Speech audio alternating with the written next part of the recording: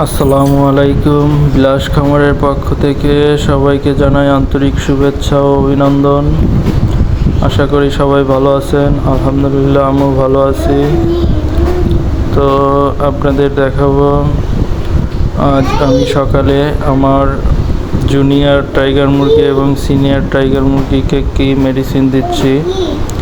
যেহেতু আমি senior tiger মুরগিগুলোকে কৃমিনাশক ওষুধ খাওয়াইছিলাম গতকাল, তো আজকে ওদের লিভার টনিক, যেটা ওষুধের নাম হেপাটনিক, তো এটা আমি ওদের আজ সকাল থেকে পানিতে মিশিয়ে খাওয়াবো।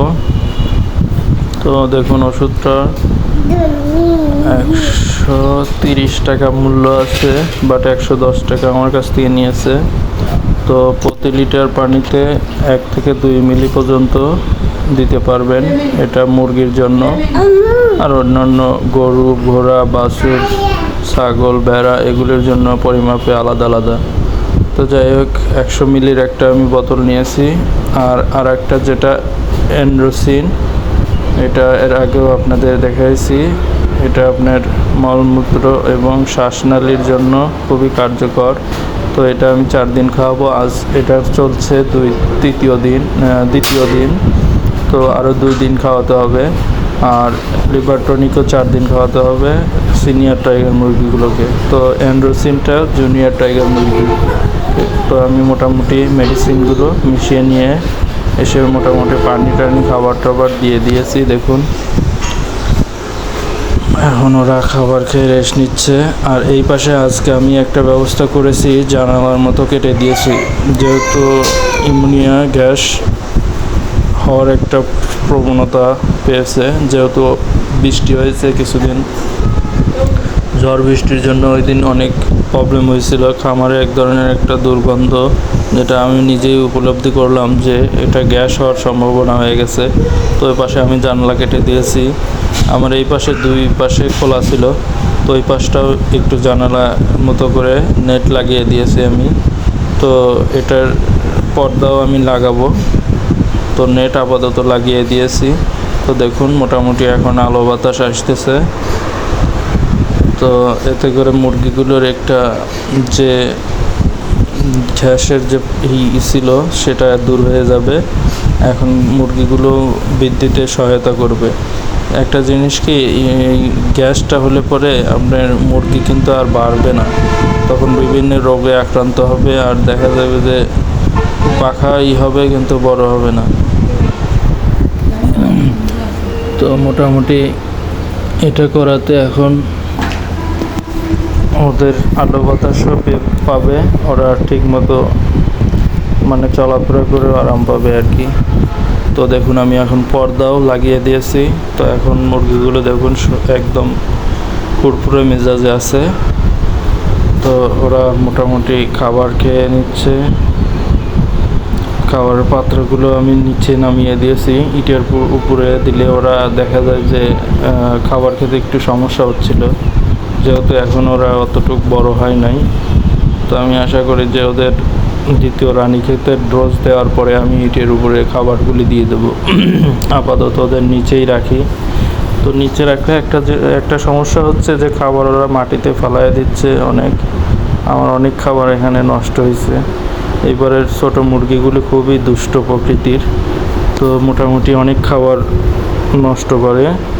আর চঞ্চলতার কারণে দেখা যায় যে খাবার খাচ্ছে আর পাও দিয়ে হ্যাঁচড়িয়ে নিচে ফেলায় দিচ্ছে। তো বড়গুলোর আমি অলরেডি ছাকনা লাগিয়ে দিয়েছি, যাতে করে ওরা খাবারটা আগের মতো আর নষ্ট হচ্ছে না। তো ছোটোগুলো তো ছাকনা লাগানো দরকার, বাট ছাকনা লাগালে ওরা আর খেতে পারবে না, কারণ ওরা এখন যেভাবে স্বাধীনভাবে খাচ্ছে, তখন ওই ছাকনা লাগালে ওর ভিতরে ঢুকলে আর বের হতে পারবে না, বা আবার ঢুকতেও সমস্যা হবে। তো যার কারণে আমি ছাকনাগুলো ওদের লাগাচ্ছি না, আপাতত ওদের খোলাই রেখে দিচ্ছি। যেটা আমি লাগাবো ওদের 1 মাসের পর, 1 মাস বয়স যখন হবে তারপরে আমি ছাকনাগুলো লাগিয়ে দেব।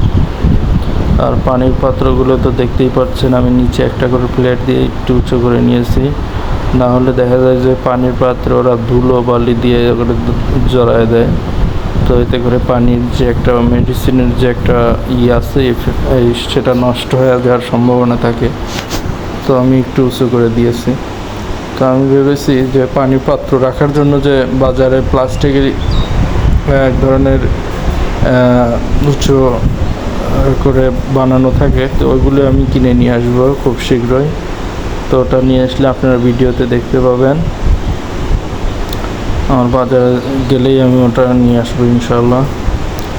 নিয়ে আসলে পানির পাত্রগুলো অবশ্যই একটু উঁচু থাকবে, তখন আর ধুলোবালিতে সমস্যা হওয়ার কথা না। তো মোটামুটি আজকে আমার জুনিয়র টাইগার মুরগিদের বয়স 16 দিন। তো মোটামুটি 16 দিনে ওদের দেখতেও ভালো লাগছে। তো আশা করি 16 দিনে ওরা সঠিকভাবে বৃদ্ধি পাচ্ছে। তো আপনারাও দোয়া করবেন যাতে আমার মুরগিগুলোর রোগ জীবাণু এবং অসুখ বিসুখ থেকে মুক্তি থাকে, যাতে করে ওরা বাড়ন্ততে আর কোনো সমস্যা না হয়। আর দেখুন এই পাশে আমি পর্দা অলরেডি লাগিয়ে দিয়েছি। তো পর্দাগুলো আমি দুই পাশে গুছিয়ে রেখেছি, যে বৃষ্টি হলেই শুধু পর্দাগুলি লাগাই দেবো, তা না হলে এভাবে খোলাই রেখে দেবো। তো এইদিকে সিনিয়র টাইগারগুলি ওরা খাবার খাচ্ছে। তো ওদের এখন বৃদ্ধি হওয়ার সময়। তো ওদের আজ লিভার টনিক ওষুধ দিয়েছি।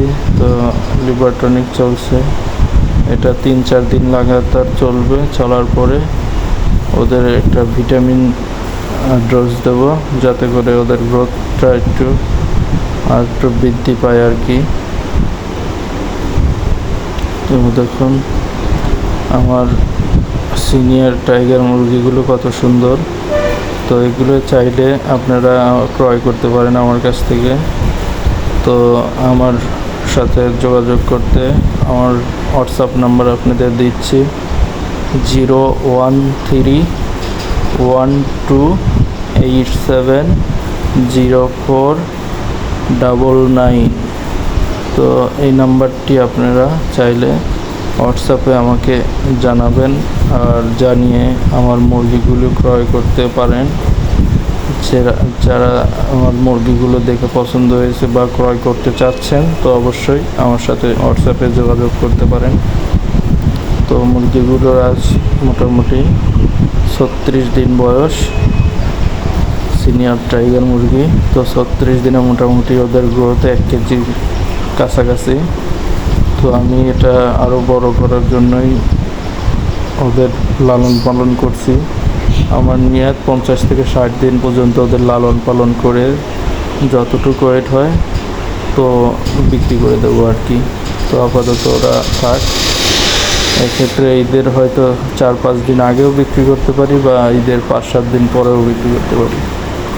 এটা বাজারের উপর নির্ভর করবে যে কখন কীরকম বাজার দিবে সেই অনুযায়ী। তো দেখুন এখন জুনিয়র টাইগার মুরগিগুলো ওদের খাওয়া দাওয়া প্রায় শেষের দিকে। এদিকে সিনিয়রগুলো খাওয়া দাওয়া প্রায় শেষের দিকে। তো খাও, খেয়ে শাওয়ার করো। তো লাইটগুলো এখন আপাতত 3টে লাইট জ্বালানো আছে।